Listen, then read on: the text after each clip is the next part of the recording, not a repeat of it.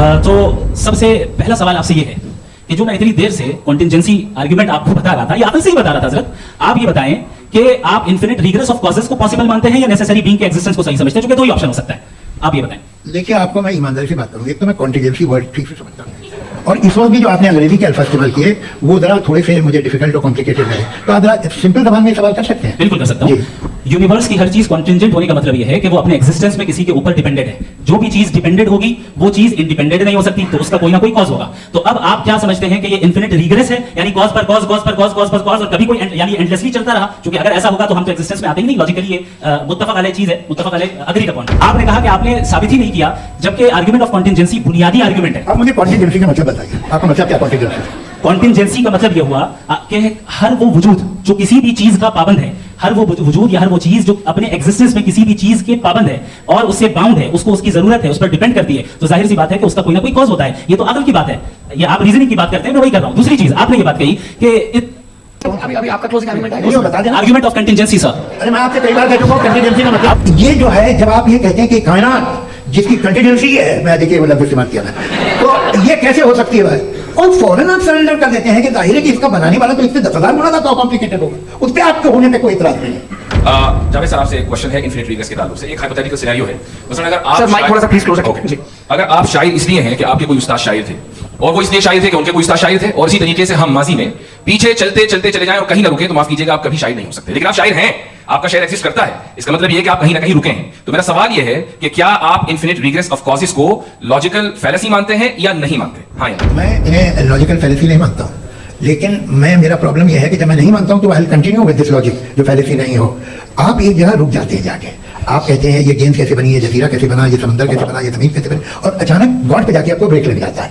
एक बार आप सवाल नहीं करते कि भाई इनको बनाने वाला तो इनसे भी कॉम्प्लिकेटेड होगा। अच्छा सर क्यों नहीं होता? मैं बताऊं प्लीज। आपका शायर कभी वजूद में आता है अगर शायर इसी तरह चलते रहे? माइक मेरे ख्याल से इन्फिनिट रिग्रेस का कॉन्सेप्ट क्लियर नहीं हो पाया, सर रहने दें, लेट्स मूव ऑन सर। ठीक है, हाँ।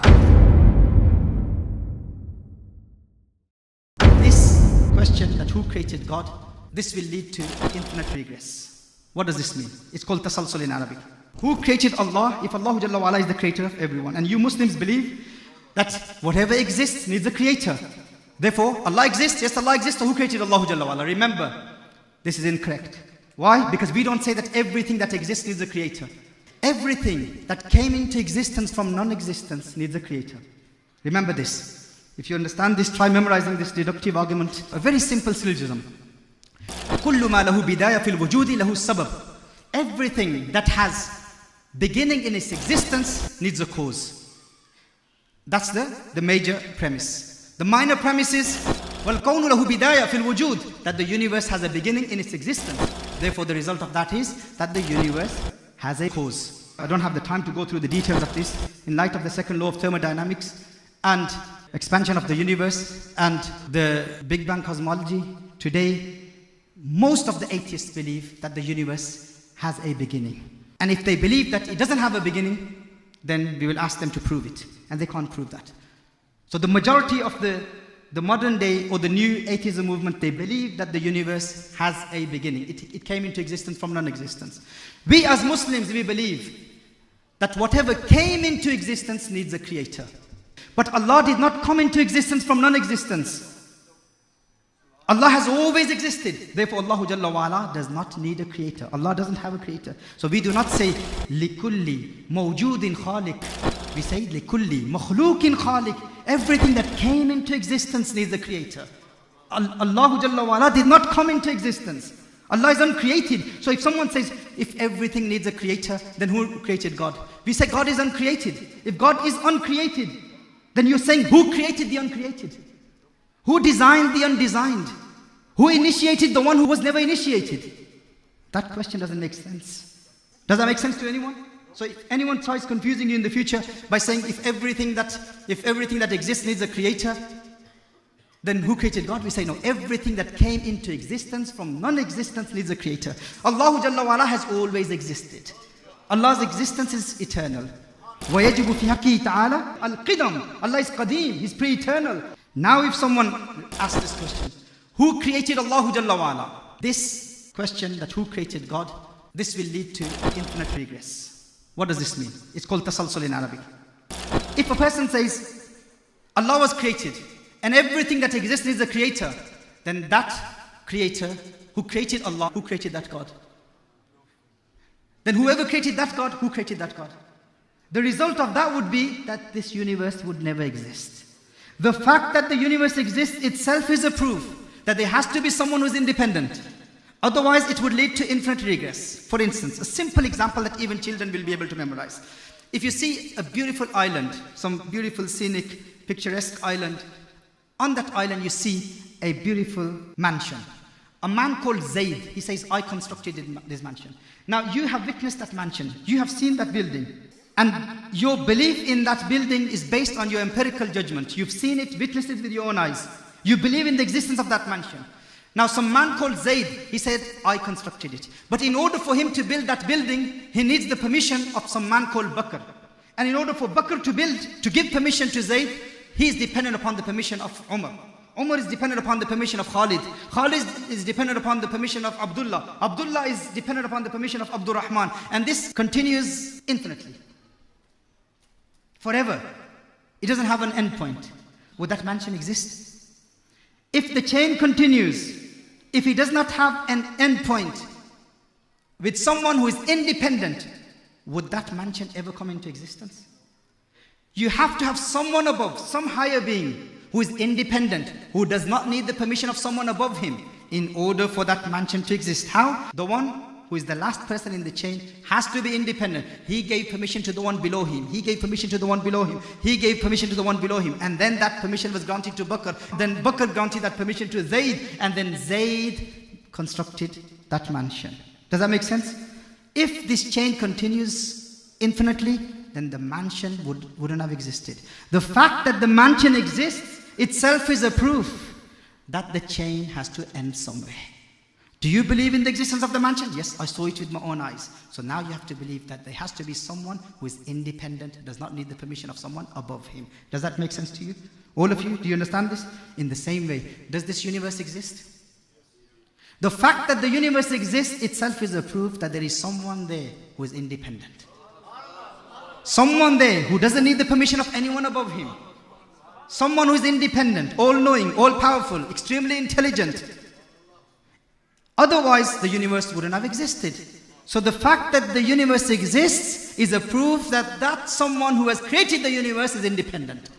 If that creator was dependent upon someone above him, then the universe wouldn't have existed. And if all of them need the permission of someone above them, then that leads to infinite regress, which is a logical fallacy. Logically, aqlan, it's fallacious. It doesn't make sense. No man of aql would ever accept that.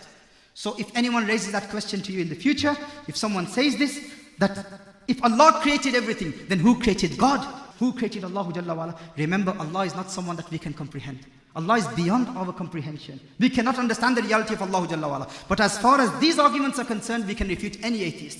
If they try confusing you, you say to them, who converted Richard Dawkins to theism? Say that to the atheist. Who converted Richard Dawkins to theism? Who made him a theist? Or who converted Sam Harris to theism? Or who converted Christopher Hitchens to theism? If he says, oh, let me think about it. I don't know. Let me find out. Is that really true? Is that true? So you will confuse him, won't you? He will go back to his people and he will ask them. They will say, oh, Richard Dawkins, he hasn't converted. He believes that Allah doesn't exist. He hasn't embraced Islam. He hasn't embraced Christianity or Judaism. He doesn't believe in the existence of a creator. You are a liar or Muslim who's saying that who converted Richard Dawkins. You're probably talking about some other Richard guy. But my Richard Dawkins, my master, he cannot accept Islam. He doesn't believe in the existence of Allah. So we will say, the way my question is wrong to the atheist, yes? Who converted Richard Dawkins? In the same way, for you to ask me the question, who created Allah? The way you say Richard Dawkins, my master Richard Dawkins is unconverted. Our answer to that atheist will be, my Allah is uncreated. The way you say that I'm probably talking about some other Richard guy, in the same way, I will say to him, you are probably talking about some other God that they believe that God can come into existence from non-existence. My God, the Allah that I believe in, is eternal, is uncreated. The question itself is logically fallacious. It does not make sense for people to say that who created God. Anytime people ask you this question, you say that leads to infinite regress. Allahu Jalla wa'ala is independent. Allahu Jalla wa'ala is not contingent. Allahu Jalla wa'ala has always existed, and our aql, our intellect cannot comprehend the reality of Allahu Jalla wa'ala. Human mind, we have to accept our limitations.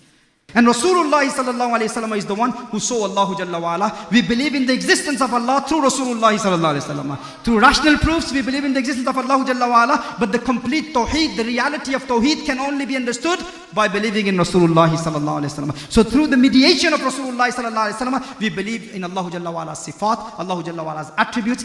A true Sufi will never become murtad. Why? Because he has that experiential knowledge of Allahu Jalla wa'ala in dunya. In dunya, he experiences the gnosis of Allah Jalla wa'ala. And when he experiences the qurb of Allah Jalla wa'ala, he gets the glimpse of what he will see in the hereafter. Theirs is all based on analytical knowledge, discursive knowledge. The Sufi's knowledge about Allah Jalla wa'ala is experiential knowledge. He experiences the gnosis of Allah Jalla wa'ala. Through his breath, he breathes with the name of Allah. We believe in the oneness of Allah Jalla wa'ala and the finality of Rasulullah sallallahu alayhi wasallam's prophethood. May Allah Jalla wa'ala bless us with his divine guidance so that we can act upon the ahkam of deen, act upon the ahkam of sharia, understand the creedal matters, aqaid of Ahlul Sunnah wal Jama'ah, and learn the practical teachings of our ulama, how to defend al-Islam and how to defend the honor of Allah and how to defend the honor of Rasulullah sallallahu alayhi wasallam.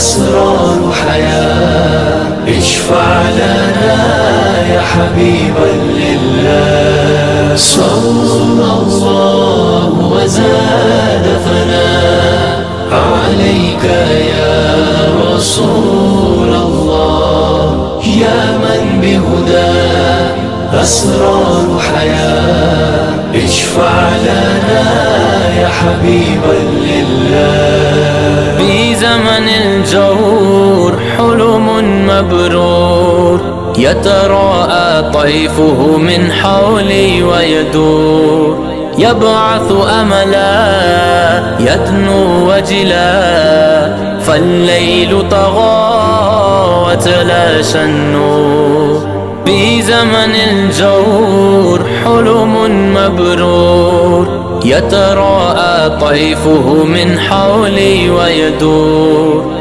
يبعث أملا يدنو وجلا فالليل طغى وتلاشى النور